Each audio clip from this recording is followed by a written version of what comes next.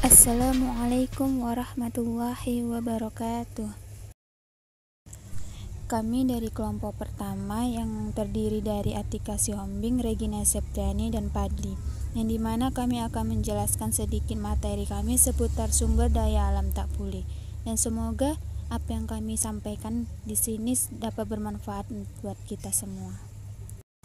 Baiklah, langsung saja saya jelaskan apa itu sumber daya alam tak pulih. Sumber daya alam tak pulih merupakan semua kekuatan alam yang jika sudah habis sulit diadakan kembali.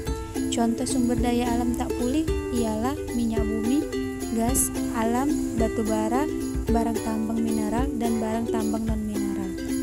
Adapun beberapa contoh pemanfaatan sumber daya alam yang tidak dapat diperbaharui, yaitu yang pertama minyak bumi, gas alam, dan batu bara untuk bahan tambang. Yang kedua, barang tambang logam, dan yang ketiga, barang tambang non-logam. Selanjutnya, adapun sumber daya alam tak pulih dapat dihasilkan kembali, namun membutuhkan waktu yang sangat lama. Contohnya itu seperti yang pertama ialah sumber daya alam mineral logam. Sumber daya alam yang termasuk mineral logam antara lain emas, perak, platina, besi, timah, nikel, tembaga, aluminium, dan mangaan. Yang kedua ialah sumber daya alam bukan mineral, bukan logam, atau batu-batuan. Indonesia juga kaya akan batu-batuan penunjang industri. Misalnya seperti pasir kuarsa, batu kapur, marmer, kaolin, intan, mika, asbes, batu granit, bentonit atau abu bumi, belerang, tas, dan fosfat. Batu-batu ini dapat dimanfaatkan untuk bahan bangunan, perabot rumah tangga, kain, korek api, batu baterai, dan pupuk. Yang ketiga ataupun yang terakhir ialah sumber daya energi. Sumber daya energi adalah sumber daya alam yang dapat dimanfaatkan sebagai penghasil tenaga atau bahan bakar. Sumber daya energi Indonesia meliputi minyak bumi, gas alam, batu bara, panas bumi, dan tenaga surya. Oke, selanjutnya di dalam pembahasan kami ada membahas tentang ketidakpastian dalam sumber daya alam.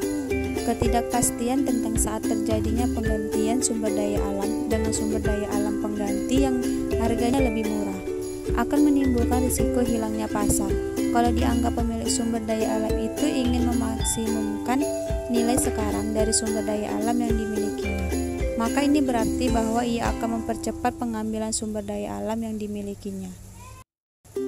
Ketidakpastian di sisi penawaran akan terjadi bila ada ketidakpastian terhadap hasil usaha eksplorasi. Tetapi pada umumnya, pemilik sumber daya alam khawatir terhadap ketidakpastian yang berupa kehabisan sumber daya alam yang tidak diketahui volumenya.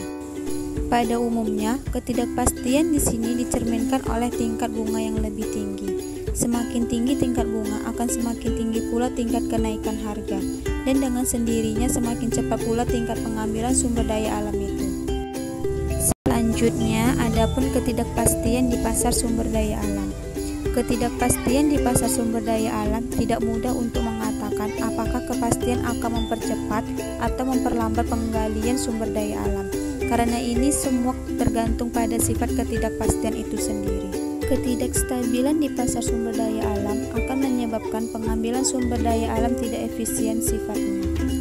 Pemilik sumber daya alam membuat harapan mengenai harga sumber daya alam di kemudian hari. Karena tidak adanya pengetahuan yang lengkap mengenai sumber daya alam itu di kemudian hari, maka ia akan membuat keputusan atas dasar harapannya berapa banyak sumber daya alam harus diambil dari dalam tanah untuk setiap saat. Harapan di kemudian hari agar sumber daya alam jauh lebih tinggi tergantung pada apa yang disebut elasticity of substitution, yaitu presentasi perubahan di dalam harga yang diharapkan dibagi dengan presentasi perubahan harga sekarang. Selanjutnya saya akan menjelaskan apa itu eksplorasi. Eksplorasi merupakan kegiatan yang meningkatkan jumlah cadangan sumber daya alam sehingga akan menurunkan biaya pengambilan sumber daya alam itu. Biaya pengambilan sumber daya alam di samping dipengaruhi oleh banyaknya barang sumber daya alam yang diambil, juga dipengaruhi oleh volume cadangan sumber daya alam itu. Selanjutnya, besarnya persediaan dipengaruhi oleh hasil eksplorasi, sehingga eksplorasi itu akhirnya mempengaruhi biaya pengambilan barang sumber daya. Selanjutnya, adapun masalah distribusi keadilan. Masalah distribusi dan keadilan sejauh ini kriteria yang dipakai untuk menilai pengambilan sumber daya alam yang tak dapat dipengaruhi adalah kriteria efisiensi. Masalah distribusi dapat dipandang dalam kaitannya dengan distribusi antar anggota masyarakat pada saat sekarang dan dapat pula dilihat distribusinya antar generasi. Sekian dari penjelasan kami dan semoga apa yang telah kami sampaikan dapat bermanfaat buat teman-teman sekalian. Terima kasih. Wassalamualaikum warahmatullahi wabarakatuh.